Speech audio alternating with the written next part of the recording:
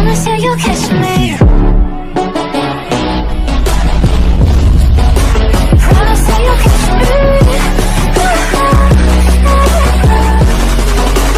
Promise that you'll catch me. What up, fam? It's your boy. Time to get down for the get down. Let's clown. Let's talk some things. Oh, boy, can we have a conversation today. But until then, I do what I do for me, you, and the crew. Now pull up, Pony.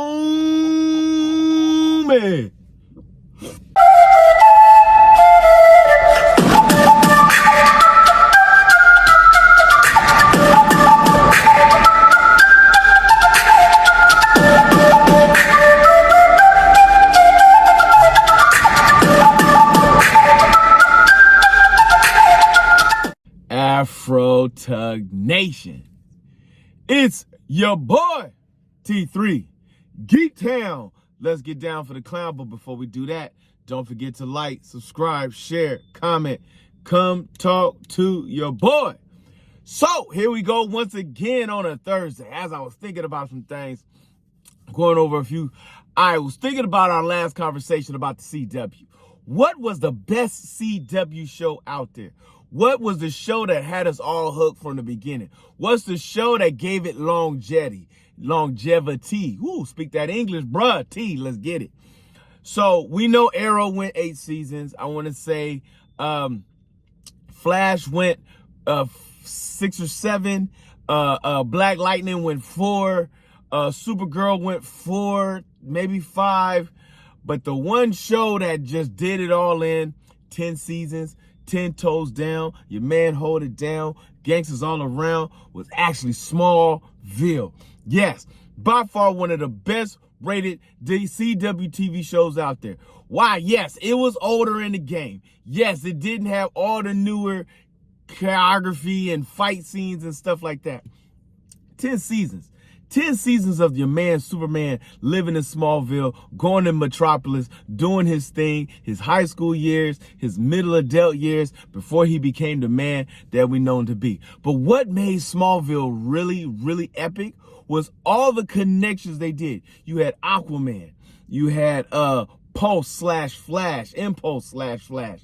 You had Cyborg, you know what I'm saying? You got Hawkman and Hawkwoman, you know what I mean? Like, you had the first initial Justice League, Dr. Fate, Darkseid, Granny Goodness, you know what I mean? You had Amanda Waller coming out in the game. Like, Lex freaking Luthor was born in this show. You know what I'm saying? You got Lex Luthor's sister, Tess, who was born in this show. Like, Lionel Luthor, the father of Lex Luthor, the ups and downs. You had all the 3 villains, General Zod. Like, the list goes on in this show. Every season was a new thing. The Phantom Zone came into play. Supergirl came into play. Like, all these folks came into the existence of this world. Green Arrow was born here. Yeah, we got the Green Arrow show with a new dude, but Green Arrow was the man in this place. Oh, man. Heck, you had Doomsday show up in this place. Now, I will say, I was not a fan of the transformation, but I was a fan of how Doomsday looked. It was the best carnation of Doomsday I had ever seen at that particular time when they did it, after they had did the Death of Superman, the animated series. Like, that was a part of the game. Jimmy Olsen came into the game. Check, the guy that played Jimmy Olsen played 2 different characters. I like the fact that you had lower level villains in season 1 and 2, and then just crank the game up as Superman's abilities, his X-ray vision, his super hearing, his heat vision, all these things came into play on how he developed each thing. At one point when the show started, he had just super speed and super strength, and he had to learn how to do it all. Heck, he didn't learn how to really fly till season 10, but when he was the darker version of himself, the Kryptonian, the Kal-El, he knew how to fly off the bat. Oh my goodness. It was all things Smallville at this particular time. It just gave you a great dynamic of his father and his mother, his adopted parents. It gave you a better version of his Kryptonian father, you know what I'm saying, that was in the game once he built the Fortress of Solitude. Jor-El, oh my God, I can't break down how much this show really meant to the CW world, which is why I go back to just my harping on the DC world. The DC world was so vast, so big, so great. How do you mess this up? Like, it baffles me to this day. But if you're like me and you really enjoyed the days of Smallville, you really enjoyed Chloe and Lois Lane, you know what I'm saying? How Chloe came about to learn how Clark was a Superboy or Superman. He was the red blue blur at that particular time. How he ended up with the crest on his chest.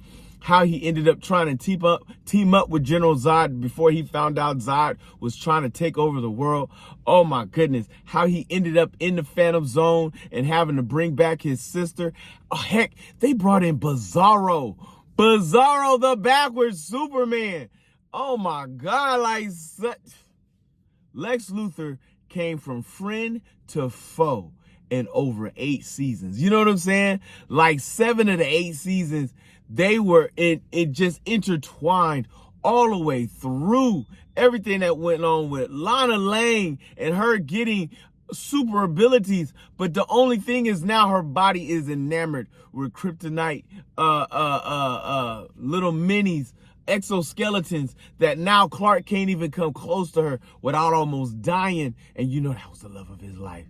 Oh my God, yo, somebody save me. Like, that song will forever be enamored with Smallville. I'm trying to tell you, let's go back to the game. Let's get it right, folks. Like, it ain't hard. Just do it right, bro. Just stick. The material is written. It's written. You ain't gotta redo it. It's in the pages. Just pull right on out the comics. Just do it that way.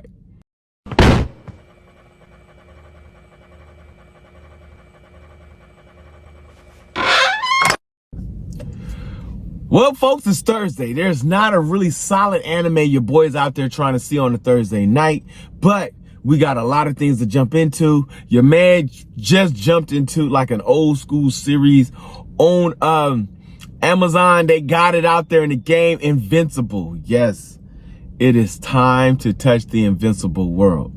But yo, go check your man out on TikTok. I got things for you we also talking about. Our morning talks can't go wrong. Just stay strong.